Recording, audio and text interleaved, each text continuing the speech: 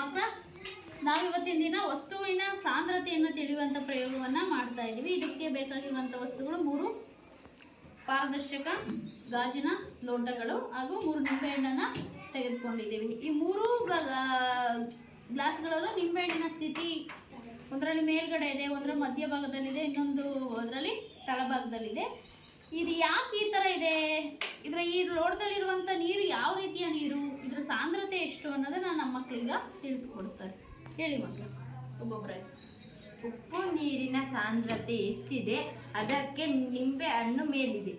Okay, ಸರಿ. ಇನ್ನೊಂದ್ಸಲ ಮೇಲಿಂದ ತೆಗೆದು ಹಾಕಮ್ಮ ನೋಡೋಣ ನಿಂಬೆಹಣ್ಣನ್ನು. ಹೇಳಿ ಇನ್ನೊಂದ್ಸಲ. ಆ ಗಾಜಿನಲ್ಲಿರುವಂಥದ್ದು ಎಂಥ ನೀರು? ಉಪ್ಪು ನೀರು. ಉಪ್ಪು ನೀರಿನ ಸಾಂದ್ರತೆ ಏನಾಗಿದೆ ನಿಂಬೆಹಣ್ಣಿನ ಸಾಂದ್ರತೆಗಿಂತ? ಅದನ್ನ ಹೇಳ್ಬೇಕು ಪೂರ್ತಿಯಾಗಿ. ಉಪ್ಪು ನೀರು ಸಾಂದ್ರತೆ ಹೆಚ್ಚಿದೆ, ಆದ್ದರಿಂದ ನಿಂಬೆಹಣ್ಣು ಮೇಲಿದೆ. ಮೇಲೆ ಏನಾಗಿದೆ? ಮೇಲೆ ಬಂದಿದೆ, ತೇಲುತ್ತಿದೆ. ಉಪ್ಪು ನೀರಿನ ಸಾಂದ್ರತೆ ಮತ್ತು ನಿಂಬೆಹಣ್ಣಿನ ಸಾಂದ್ರತೆ ಸಮವಾಗಿರುವುದರಿಂದ ನಿಂಬೆಹಣ್ಣು ಮಧ್ಯಭಾಗದಲ್ಲಿದೆ. Okay, very good. ಶುದ್ಧ ನೀರಿನ ಸಾಂದ್ರತೆಗಿಂತ ನಿಂಬೆಹಣ್ಣಿನ ಸಾಂದ್ರತೆ ಕಡಿಮೆ ಹೆಚ್ಚಿರುವುದರಿಂದ ನಿಂಬೆಹಣ್ಣು ಮುಳುಗುತ್ತಿದೆ.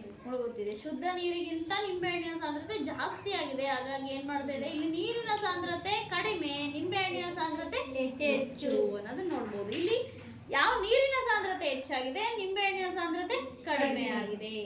ಹಾಗಾಗಿ 3 ಲೋಟದಲ್ಲಿರುವಂಥ ನಿಂಬೆಹಣ್ಣಿನ ಸ್ಥಾನ ಬೇರೆ ಬೇರೆ ಆಗಿದೆ ಅಲ್ವಾ? ಓಕೆ. 3 ಮೊಟ್ಟೆ ಹಾಕಿದ್ವಿ ಗ್ಲಾಸ್ ಒಳಗಡೆ. ಪ್ರಯೋಗ ಇವತ್ತು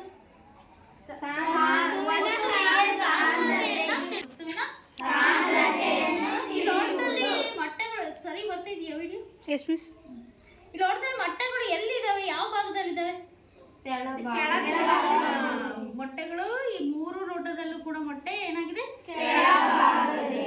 ನಾನೇನ್ ಮಾಡ್ತೀನಿ, 1 ಗ್ಲಾಸ್ಗೆ ಉಪ್ಪನ್ನ ಸೇರಿಸ್ತಾ ಇದ್ದೀನಿ. 1 ಗ್ಲಾಸ್